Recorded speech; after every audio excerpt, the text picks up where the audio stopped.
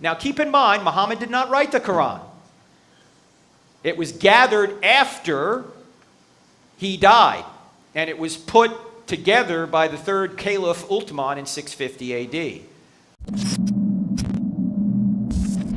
Can you elaborate? I brought several of our teams from our church, and I wanted them to see, can you go over the differences between Christianity versus the other world religions such as Islam, Catholicism, Mormonism? You mean in 2 minutes? Yes. That's like those are semester courses. We'll try to.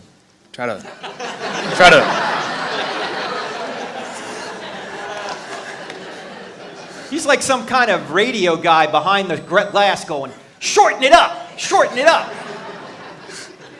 All right, why don't we just deal with Islam first, okay? Look, there are three great monotheistic religions: Judaism, Christianity, and Islam, okay? In my view, Christianity just completes Judaism. I think the Old Testament is true, Right. and I think the New Testament is true as well, so it completes Judaism. Islam comes along, well, first of all, Muhammad is born in 570 AD. In about 610 AD, he seems to think he gets a revelation from God to say that there's only one God. And he goes to Mecca in 622, and he tries to say, in a town that had a lot of idols, because people would go to Mecca and worship these deities, he tried to go in there and say, look, there's just one God. Allah is his name. And so they threw him out. He goes up to Medina, he begins to raid Meccan caravans, and in 630 he takes Mecca by force, but he doesn't have much resistance. He dies 2 years later, probably poisoned by somebody in 632. By 638, his followers have already taken over the Holy Land, and by 732, they've streamed across northern Africa, across the Straits of Gibraltar, into Spain, and were stopped in Tours, France by Charles Martel, Charles the Hammer, that's what his name means, Martel.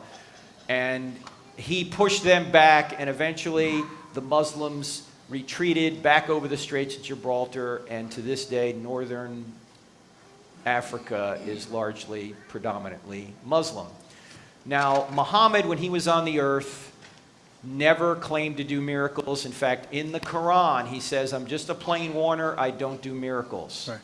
Miracles are attributed to Muhammad about 150 years later in what's called the Hadith, the written traditions of what Muhammad said and did. These people were not eyewitnesses. As I say, it's about 150 years later. And some of the miracles appear to be modifications of Christian miracles, like Jesus turns water into wine, Muhammad turns water into milk. Jesus feeds 5,000, Muhammad feeds, 10 or 50,000, something like that, right? They appear to be kind of borrowed from Christianity, and even many Muslim scholars say they're legendary. So, I don't think there's any supernatural confirmation that Muhammad was a prophet, okay? And the miracles attributed to him were attributed much later.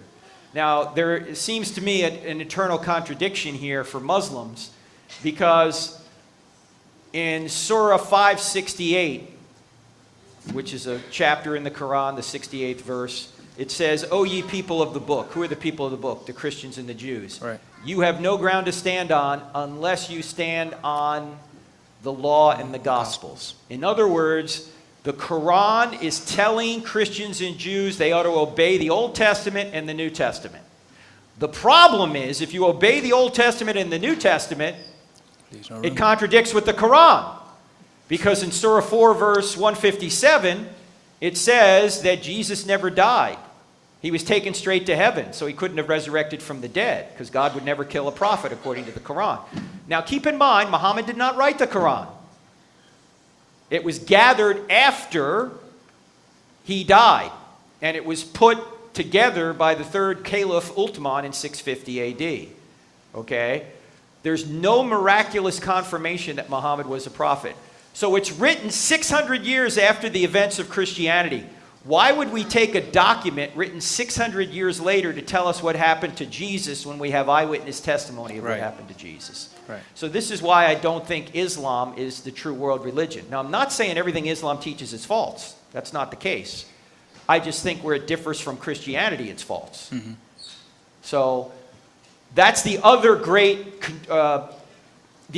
competitor to Christianity is Islam. Right. Okay. Now, most Muslims would agree with the first 3 points: truth, God, miracles. Where they're going to have a problem with is the New Testament. So that's where Christians and Muslims separate with regard, one place they separate with regard to what happened to Jesus.